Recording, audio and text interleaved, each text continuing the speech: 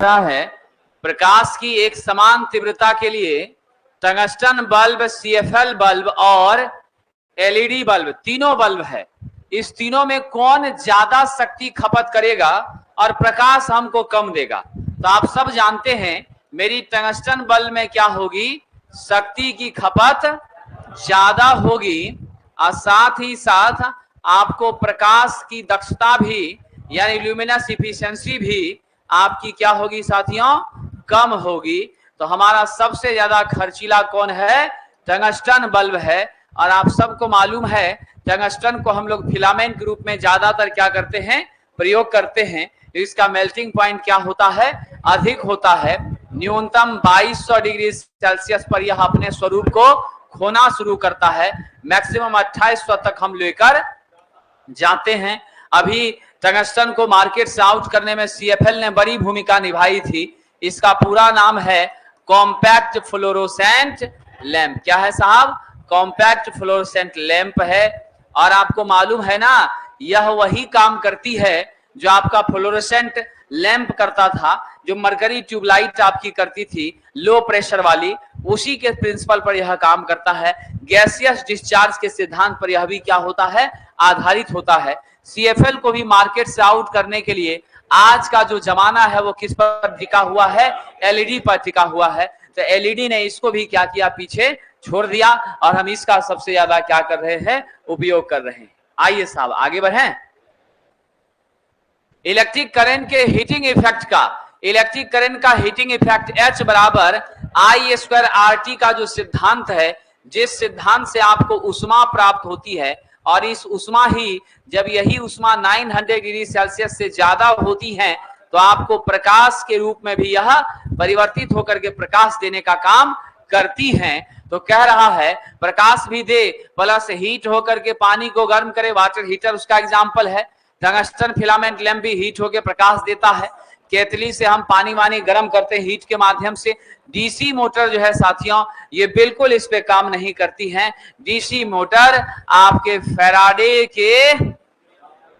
Faraday's law पर निर्भर करती हैं। और आप सब जानते हैं फ्लेमिंग्स के लेफ्ट हैंड रूल, किस पर साहब, फ्लेमिंग के लेफ्ट हैंड रूल के आधार पर इसकी दिशा का हम पता कर पाते हैं। तो आपका आंसर विद्वानों क्या हो जाएगा, option number D is the right answer.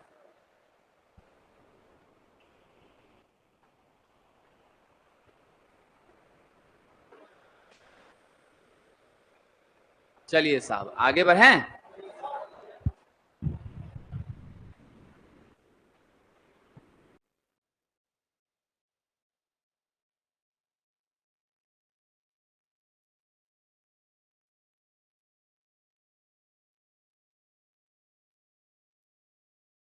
चलिए आगे बढ़े साथियों। नौकरी ले लो फिर सबको भोज खिलाना बढ़िया से, ठीक है कि नहीं? हाँ। निम्नलिखित में कौन सा गैस डिस्चार्ज लैंप है साथियों? सोडियम वाष्प लैंप बिल्कुल गैस डिस्चार्ज के सिद्धांत पे काम करती हैं। हाई प्रेशर मरकरी बिल्कुल करती हैं। लो प्रेशर मरकरी बिल्कुल करती हैं। आपका नियॉन लैंप बिल्कुल इसी पर आधारित है। आपका फ्लोरोसेंट लैंप बिल्कुल इसी पे आधारित है। आपका साथियों CFL बिल्कुल इसी पर आधारित है। कम से कम इतना लैंप जो है वो किस पे काम कर रहा है, गैसियस डिस्चार्ज के सिद्धांत पे काम कर रहा है। तो ऑप्शन होगा ऑप्शन नंबर D यानी सभी, ठीक है। आइए साहब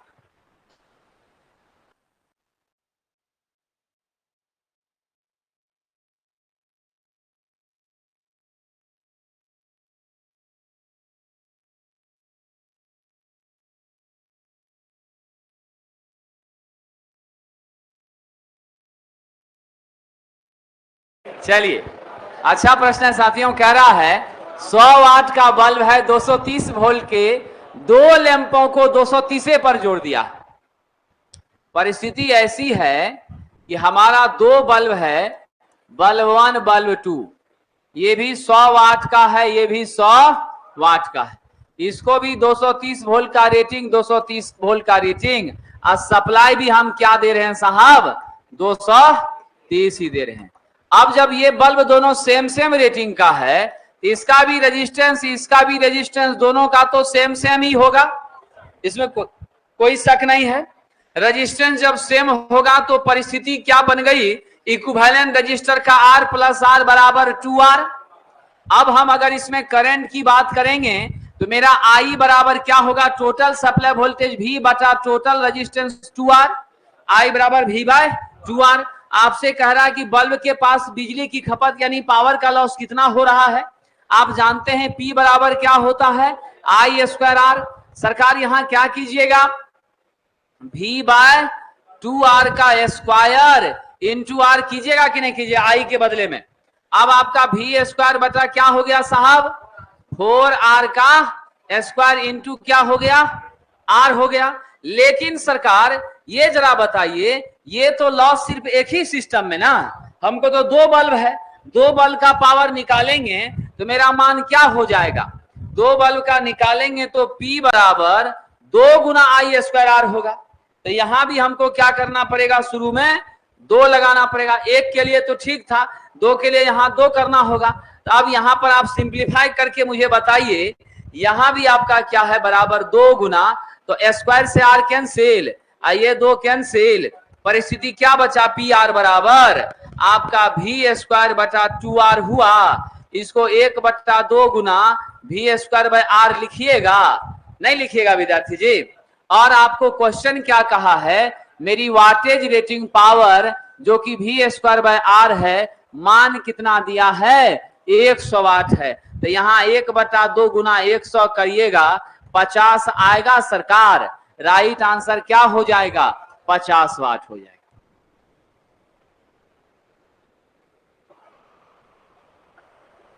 दो था इसलिए दोनों को इक्विवेलेंट लिए, दोनों में पावर का लॉस, दोनों को जोड़ेंगे तो 2 हो जाएगा, P1 प्लस P2 तो P प्लस P यानी 2P, इसीलिए 2 से आगे गुना हो गया। वैल्यू रखे, मान दिया है, सटाक से रख के काट दिए।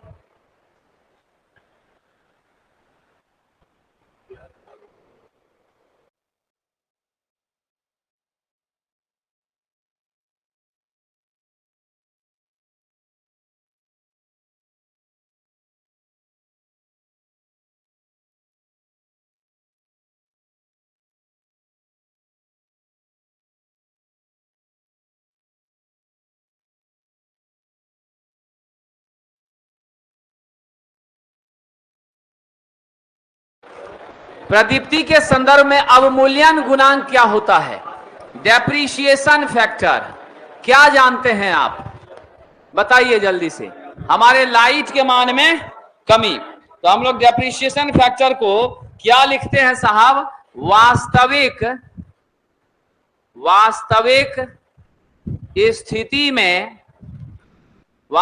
स्थिति में प्रदीपन या प्रदीप्ति, वास्तविक स्थिति में प्रदीप्ति बटा जब वस्तु साफ हो,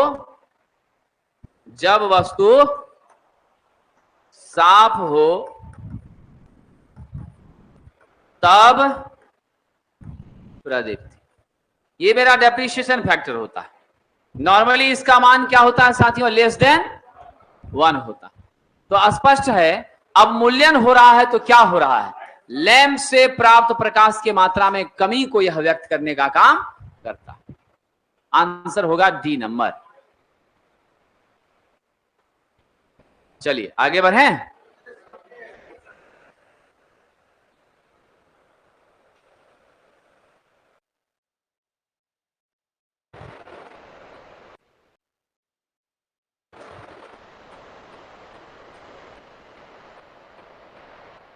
मेंटेनेंस फैक्टर का क्या होता है, यह उल्टा होता। मेंटेनेंस में नीचे का ऊपर, ऊपर का नीचे। आगे बढ़ जाए सरकार। अब CFL किसके सिद्धांत पे काम करता है, तो अभी आपको चर्चा किया था मैंने गैस विसर्जन के सिद्धांत पर।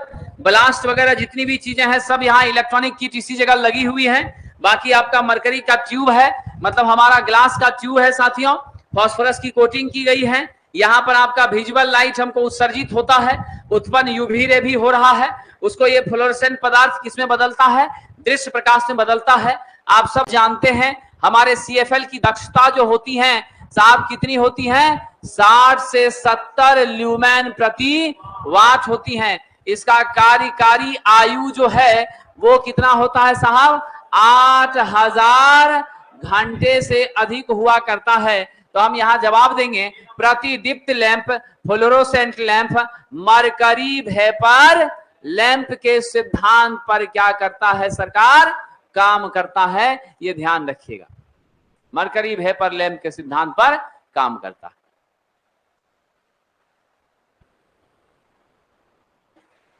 चलिए साहब, ट्यूबलाइट के साइज को यहां पे क्या किया है? छोटा कर दिया है बस, और कुछ नया यहां नहीं हुआ है।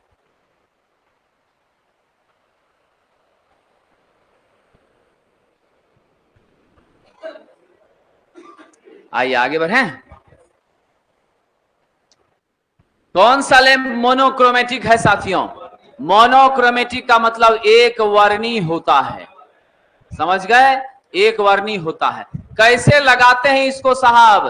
क्षैतिज में लगाते हैं। किस काम के लिए प्रयोग ज्यादातर करते हैं? स्ट्रीट लाइटिंग के लिए इसका यूज करते हैं। CRI क्या होता है? सबसे कम होता है। क्या होता है? सबसे कम होता है। स्लो भी होता है, 10 से 15 मिनट में पूरी तरह से प्रकाश दे पाता है। शुरुआत में कैसा रंग देता है? गुलाबी रंग देता है ना? क्या देता है? गुलाबी लाल देता है। क्यों गुलाबी लाल देता है? नियॉन की उपस्थिति कारण देता है। देखिए तो ऊपर है लेकिन ऐसे करके झुकाया हुआ है कि नहीं, क्षैतिज जैसा। इसी से पहले स्ट्रीट लाइट में इसी का यूज हम लोग करते थे, अब इसका यूज नहीं हो रहा, अब LED का यूज हो रहा है। तो राइट आंसर क्या होगा? सोडियम वेपर लैंप पीले रंग का प्रकाश देता है, इसीलिए इसको एक वर्णी कहते हैं। सब क्लियर? घुमा फिरा के यही सब बात पूछता है इस लैंप से संबंधित।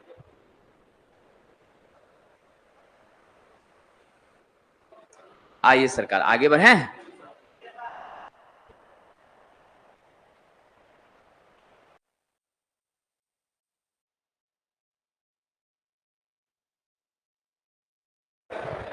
चलिए, यदि जलती ट्यूबलाइट का स्टार्टर निकाल दिया जाए तो साहब क्या होगा? स्टार्टर निकाल दिया जाएगा, कोई फर्क नहीं पड़ेगा, जलती ही रहेगी, जलती ही रहेगी। लेकिन जब बुझ गया दोबारा चालू कीजिएगा तब नहीं जलेगा।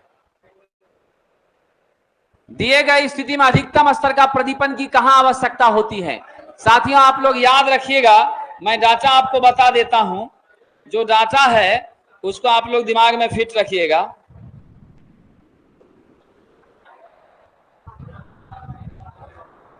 चलिए, हॉस्पिटल के लिए हमको 150 ल्यूमेन प्रति 150 लक्स चाहिए।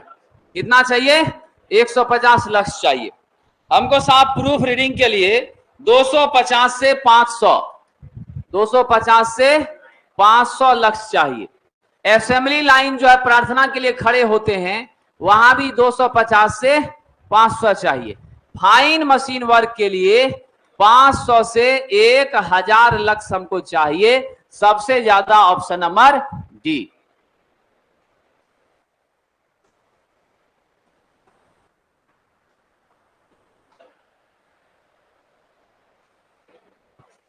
आगे बढ़ें। विद्यार्थी पीछे की जो क्लासेस हुई हैं वो सारी क्लासेस आपके कंटेंट के फोल्डर में डाली गई हैं।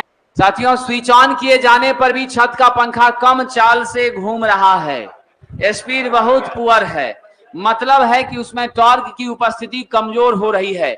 आप जानते हैं मेरा जो पंखा होता है उसमें हम कौन सा मोटर यूज करते हैं? Single phase permanent capacitor induction motor का प्रयोग करते हैं। हमारी कैपेसिटर जो यहाँ यूज होती हैं वह वाकई में स्टार्टिंग के लिए ही आती हैं, ताकि वह स्टार्टिंग टॉर्क को क्या कर सकें? बढ़ा सकें, और तभी आपका सिस्टम मशीन रोटेट हो सके।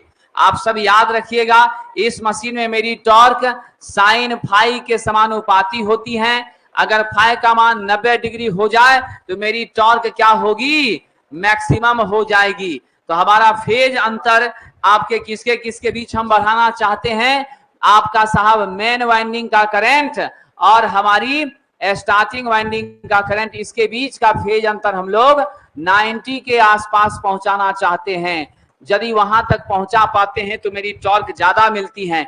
अगर मेरा कंडेंसर खराब हो गया तो स्वाभाविक सी बात है कि आपको सुटेबल टॉर्क नहीं मिलेगा, बहुत अच्छे से गति नहीं कर पाएगी, यानी स्पष्ट रूप से कैपेसिटर खराब हो गया है। आप कंडेंसर को बदलिए, कैपेसिटर को बदलिए, फिर इस समस्या से आपको मुक्ति मिलेगी।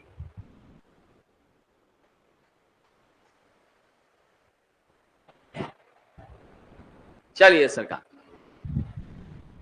आगे बढ़ें।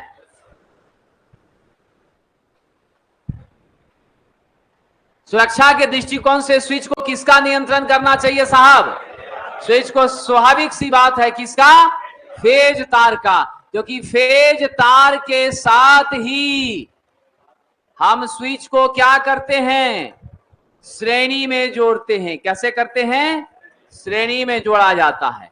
अब जिसमें जोड़ा जाता है वहीं से ना सप्लाई को कंट्रोल करेगा, कि जोड़ेंगे फेज में कंट्रोल करेगा न्यूट्रल का, संभव ही नहीं है। राइट आंसर आपका फेज तार है। चलिए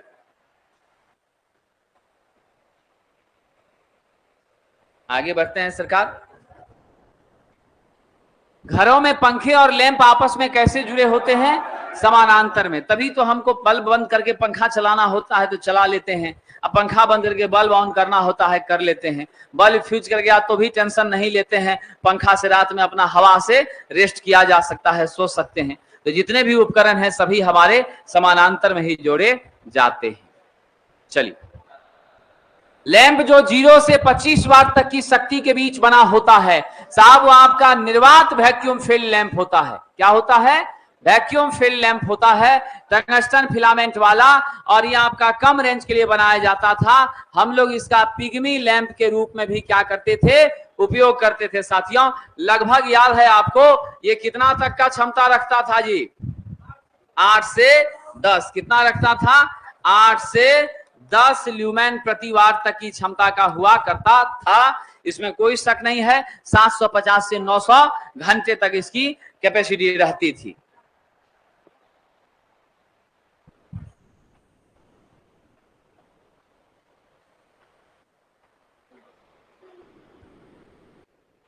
मनीष जी 44 तक क्लास नहीं है, क्लास 51 तक है।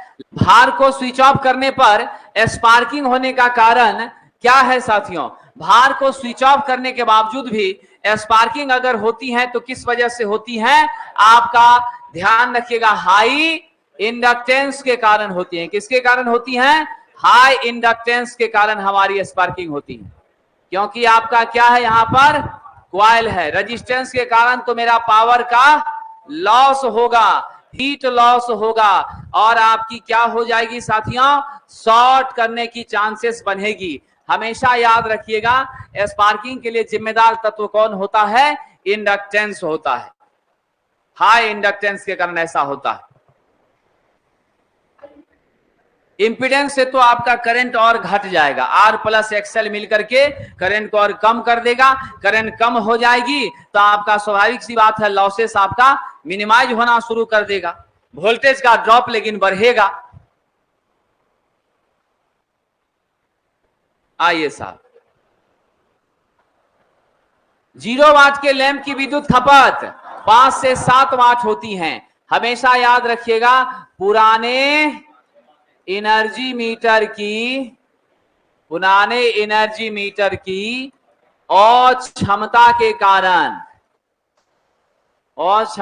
कारण इसे 0 वाट का कहा जाता है, कहा जाता था। अब हम लोग एलईडी लेते हैं 0.5 वाट का, ये ध्यान रखिएगा। अब अगर पुरनका 0 वाट खरीद के लाइएगा तो 5 से 7 वाट आपका कंज्यूम करेगा, अब बिजली की खपत भी आपकी अच्छी खासी होगी, आपको दिक्कत होगा। चलिए साहब आगे बढ़ें।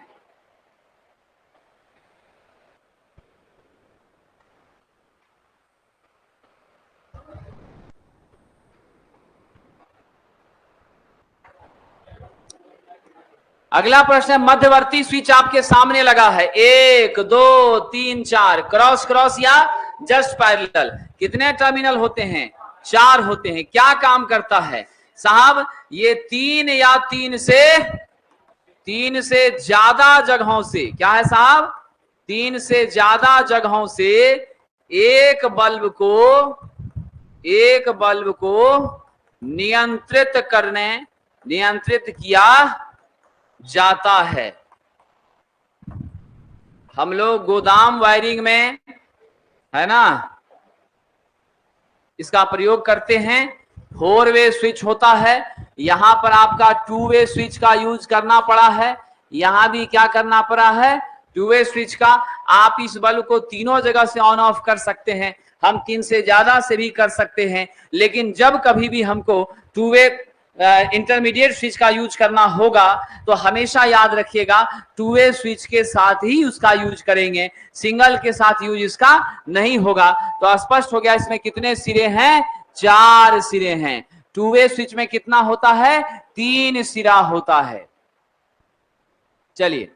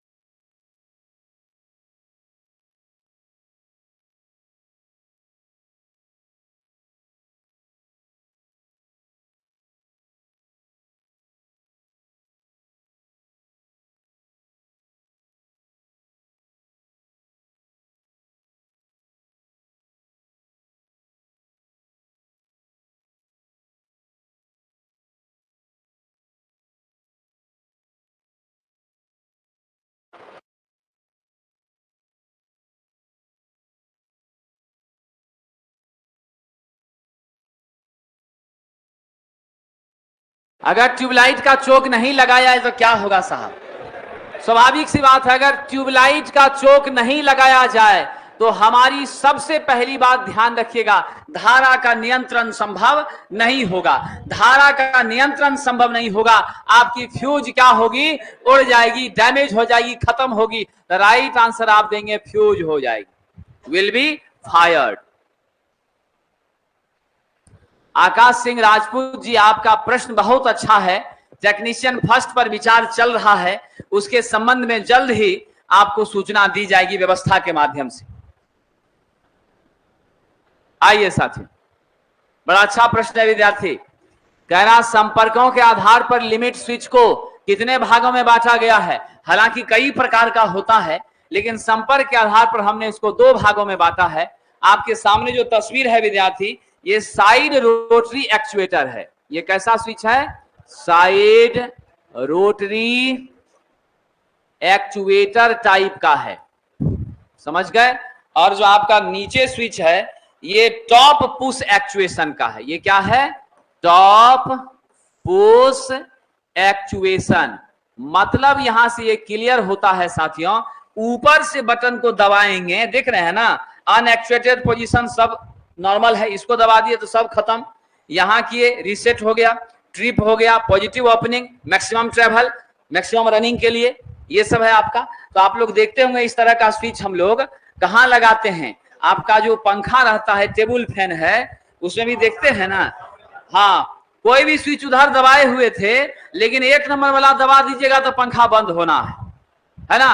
अब बाकी एक भी एक को दबाइए तो अनएक्चुएटेड में सब बंद हो जाएगा। तो एक पुश वाला है, एक हमारा क्या है? घुमाने वाला है, समझे? तो ये 2 तरह का हमारा होता है limit switch. Limit switch at instant किसी भी पर्टिकुलर पॉइंट पर, एट इंस्टेंट किसी भी पर्टिकुलर पॉइंट पर सिस्टम को रोकने की क्षमता रखता है। आइए साहब,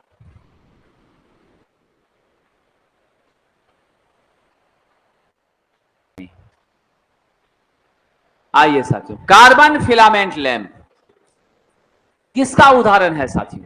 आप सब जानते हैं carbon filament lamp 1800 degree Celsius से ज्यादा पर काम नहीं कर सकता है। यानी इसका कार्यकारी तापमान क्या है साथियों? 1800 डिग्री सेल्सियस है।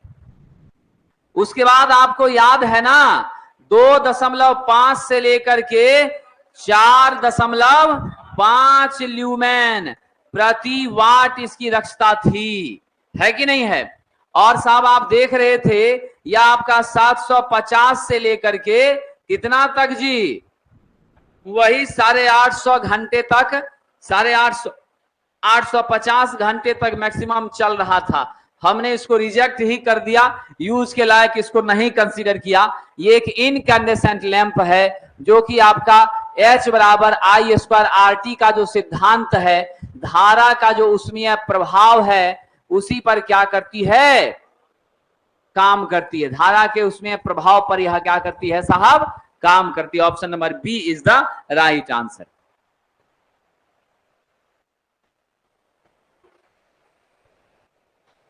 चलिए साहब आगे बढ़ें।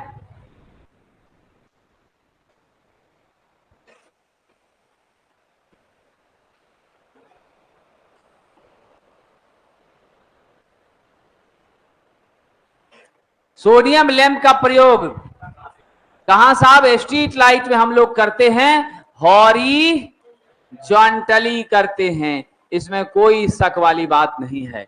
तो आज इतना ही साहब, कल हम लोग फिर अगले प्रश्नों की तरफ बढ़ेंगे। बहुत बहुत धन्यवाद।